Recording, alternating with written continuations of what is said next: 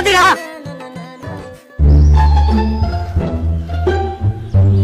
কি রে জুরা, তোর হাতে চাকু কে? প্রতিশোধ নেব, প্রতিশোধ।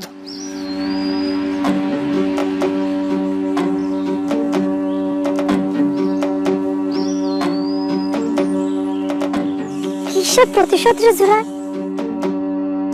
তুমি আমাকে পুকুরের পানির মধ্যে ধাক্কা দিয়ে ফালা দিছিলে কিসের জন্য?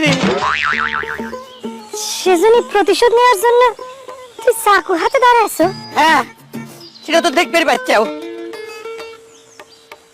কেন সাংরা, শুধুমাত্র ওই পুকুরে ধাক্কা দিয়ে ফালার দায়িত্বই দেখতেছু? আমি যে তোর জীবন বাঁচালাম সেটা কিছু মনে হচ্ছে না?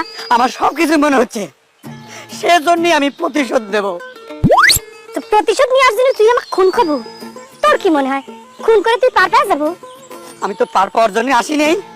তাহলে পরে কিসের জন্য চাকু নিয়ে আমার সামনে এসে খাড়াইছু?